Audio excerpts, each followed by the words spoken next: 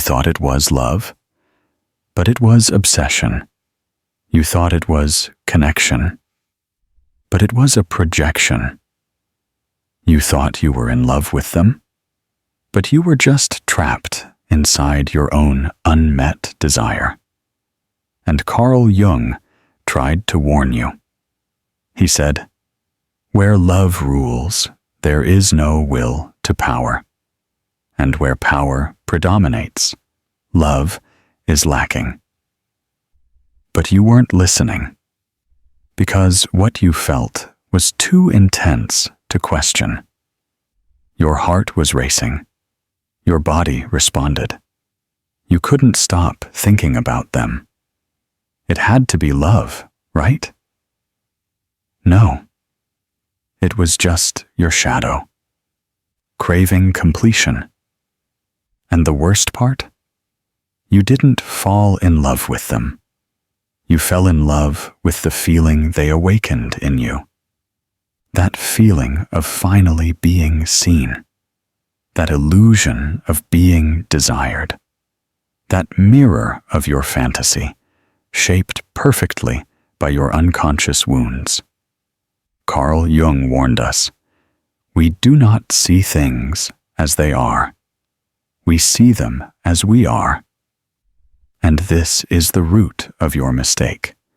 You confused the psychological high of being wanted with the emotional stability of being loved. What you experienced wasn't love. It was longing dressed up in dopamine. It was fear of abandonment disguised as attachment. It was ego validation hidden inside romantic obsession. And this is why it hurt so badly.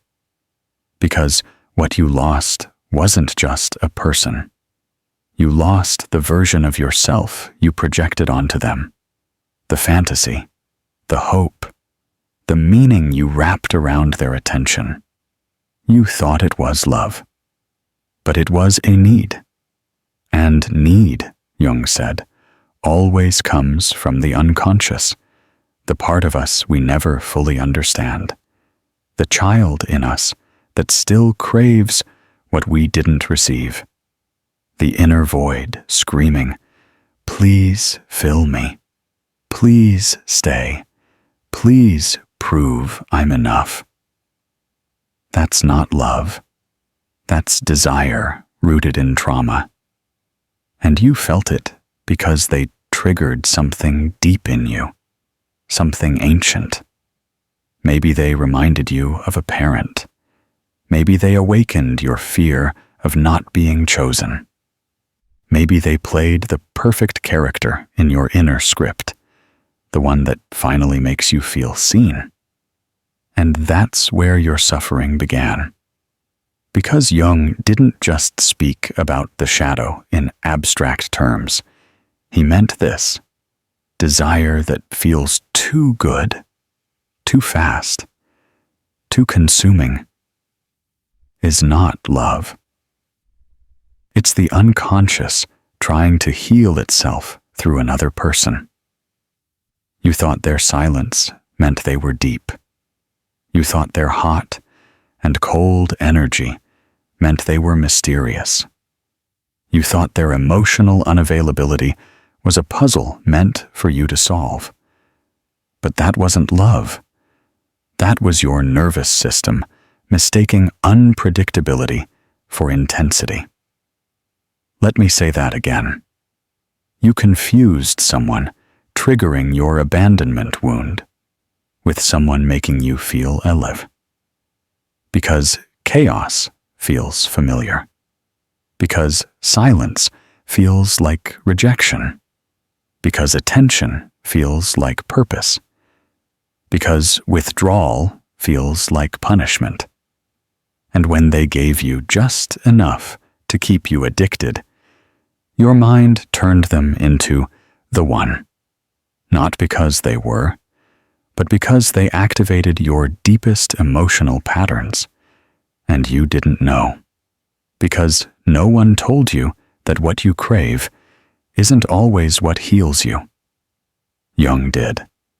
but you weren't ready to hear it. You didn't want to hear that love doesn't always look like fireworks. You didn't want to hear that your body can betray you by craving what hurts it. You didn't want to hear that what feels romantic might just be psychological regression. You wanted the story, the high, the meaning. So you held on, even when they went cold, even when you were always the one reaching out, even when they disappeared for days and came back like nothing happened. You called it passion. You called it love. But Jung would have called it a projection crisis. You projected your deepest unmet needs onto someone who was never equipped to carry them. You made them your savior, your mirror, your source. And when they failed to deliver, it wasn't just a breakup. It was the collapse of an entire identity you built around them. That's why it shattered you. That's why you couldn't move on. That's why you kept checking their profile, rereading the messages, waiting for the apology that never came. Because deep down, your shadow didn't want closure. It wanted to believe the lie just a little longer. The lie that this person was the one. The lie that you could fix them. The lie that they were just afraid of love. When the truth is, they simply weren't capable of it. Or worse, neither were you. Because you weren't in love. You were in a loop. And that loop didn't start with them. It started years ago, when someone made you feel like you had to earn love, when someone made you feel like being chosen was a reward for being good enough, when someone taught you that love hurts, and that pain means you're close to something real. But pain isn't proof of love. It's proof that your trauma still speaks louder than your intuition. And Jung wanted you to know this. Until you become aware of your patterns, you will confuse chemistry with connection, desire with love, and emotional chaos with spiritual depth. But love, real love, doesn't trigger obsession. It heals it. It doesn't make you question yourself. It helps you come home to yourself. So maybe now you can admit it wasn't love. It was the shadow asking for your attention, not to keep chasing them, but to finally come back to you. Carl Jung believed that what we desire most is not always what is best for us. And what we run toward, in a state of obsession, might actually be the very thing pulling us further from who we truly are. This is why he said, "Until you make the unconscious conscious, it will direct your life, and you will call it fate." You think you met them by accident. You think fate brought them into your life. You think the timing was magical, the connection was spiritual, and that the intensity meant it was meant to be. But Jung would ask you, was it really fate? Or was it your unresolved emotional blueprint, pulling you toward what was familiar? Let's break it down. When we experience desire, especially powerful, body-consuming desire, it's rarely just about the person standing in front of us. It's about what they represent. They become a symbol. an archetype. They carry a scent of something your inner child never received. Approval, validation, safety, or the chaos your nervous system was trained to crave. They become the unfinished sentence from your childhood, the chapter you wanted to rewrite. And so you chase them, not because they are the one, but because they feel like the answer to the emotional riddle you've been trying to solve since you were 7. This is the deepest danger of desire. Jung called it anima and animus projection. You don't fall in love with the person. You fall in love with the fantasy, the internal image of what love should feel like. The man falls in love with a woman who seems nurturing, seductive, mysterious, because she reflects his inner anima. The woman falls in love with a man who seems strong, distant, authoritative, because he reflects her inner animus. But neither of them is real. They're dream figures. And when you confuse the dream with reality, the result is disappointment, heartbreak, and emotional obsession. Desire turns into a trap. You keep chasing them, thinking they'll complete you. But all they do is activate your fear. Your fear of not being good enough, of being left, of never being fully known. And still, you go back. Why? Because of what Jung calls the shadow contract, the secret agreement your unconscious made long ago. If I can just make this person love me, it means I was never unlovable to begin with. That's the hidden engine behind most unhealthy desire. Not love, not soulmates, not compatibility, but an unconscious attempt to prove your worth through someone else's attention. Jung would have told you the truth. Desire this intense doesn't lead to love. It leads to enslavement. Because what begins as longing ends in dependency. You wait for their message. You replay conversations. You interpret every emoji like it holds divine meaning. You become addicted to their validation.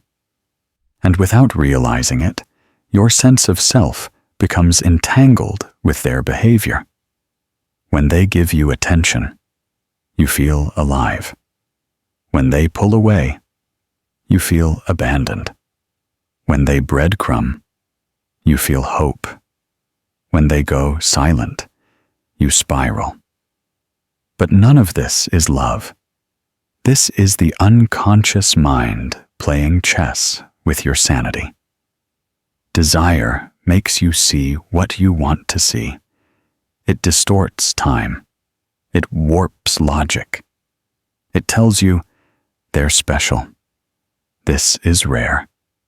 You'll never find it again. That's not intuition. That's trauma bonding. Because when someone gives you what you never had, even if it's just an illusion, you'll fight to keep it alive, even if it destroys you, even if they don't care, even if they've moved on, even if they were never even fully present to begin with. You still stay. Because desire, when rooted in the unconscious, doesn't respond to truth. It responds to patterns. And until you break the pattern, you will keep confusing desire with love. Jung believed the path to healing isn't about repressing desire. It's about understanding where it comes from. So ask yourself, why do I want them? What feeling am I chasing? What pain would I have to face if I stopped wanting them? You'll find that the obsession isn't really about the other person. It's about avoiding the emptiness, the silence, the loneliness that surfaces when they're gone. That's the real wound. That's the place Jung said you must enter if you want to be free. Because your freedom doesn't lie in being chosen by them. It lies in choosing yourself without needing them to validate it. And yes, it hurts. It hurts to realize that what felt so beautiful was actually a trap. That what felt like magic was just your shadow in disguise. That what you thought was love was just your fear wearing perfume. But the pain is your doorway. Jung said, "The most terrifying thing is to accept oneself completely. And that includes accepting this. You mistook desire for love. You chased a projection. You handed over your peace in the name of passion. But now, you get to reclaim it. Not by blocking them. Not by pretending you don't care. Not by jumping into another obsession. But by meeting the part of you that got so lost in the fantasy that it forgot its own worth. You don't need them. You need to wake up. Because if you keep falling for the same fire, don't be surprised when it keeps burning the same part of you. Jung's warning wasn't to make you bitter. It was to make you conscious, so you can stop repeating emotional mistakes and start loving in a way that heals instead of hurts. By now, you've started to realize something. This wasn't just heartbreak. This wasn't just another failed connection. This wasn't even about them. This was your unconscious asking for your attention through the one thing you couldn't ignore: desire. Jung tried to tell you, the things we want the most, especially the ones that consume us, aren't always good for us. They're not always true.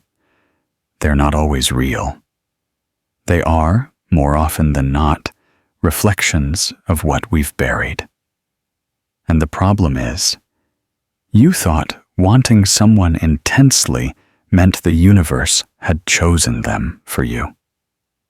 But no mawa. The universe was showing you a mirror. Because desire is a brilliant liar. It makes pain feel like purpose. It makes emotional chaos feel like chemistry. It makes absence feel like mystery. But Jung didn't want you to live in illusions. He wanted you to reclaim your soul. He believed that until we face what's unresolved in us, we will keep choosing people who reflect our unhealed parts. And that's what you did. You chose someone who mirrored your need to be wanted. You chased someone who validated your fear of not being enough. You stayed attached to someone who was never stable, because you've never felt safe within yourself.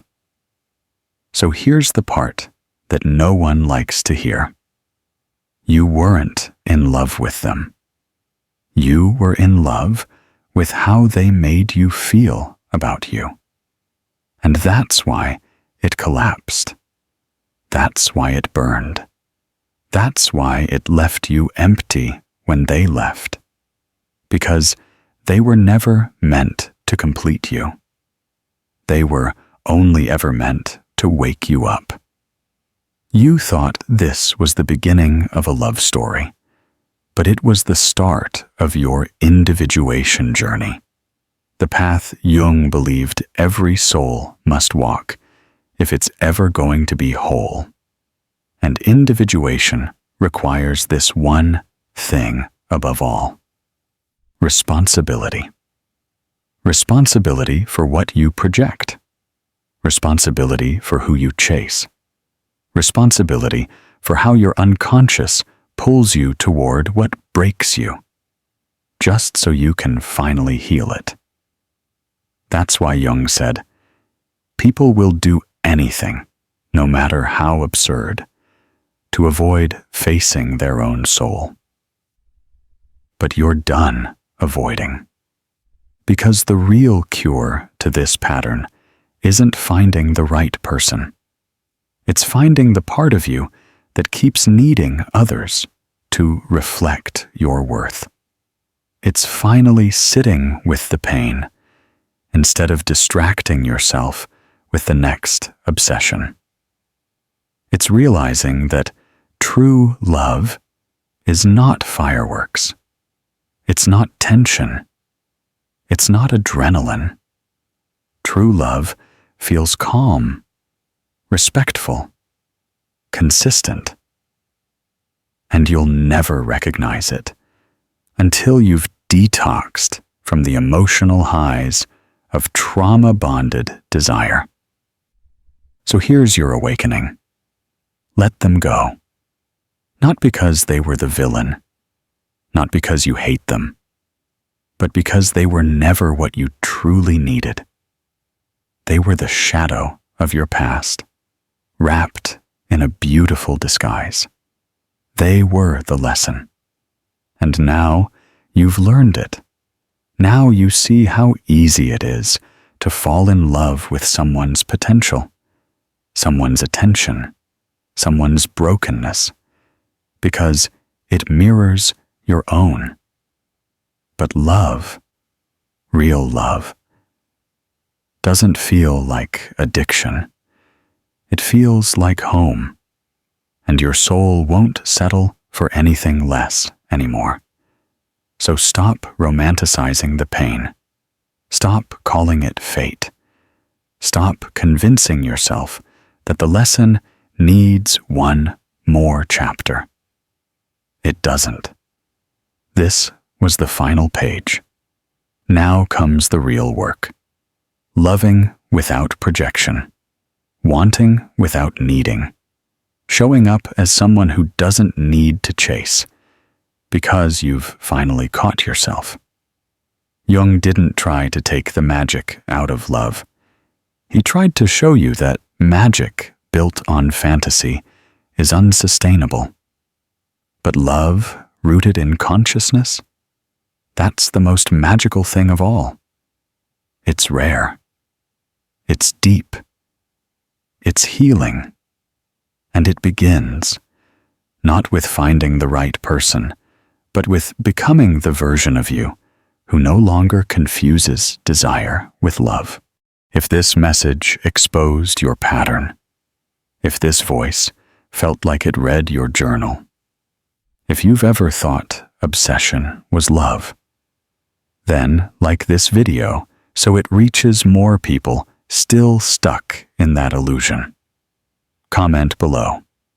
What part of this broke the spell for you?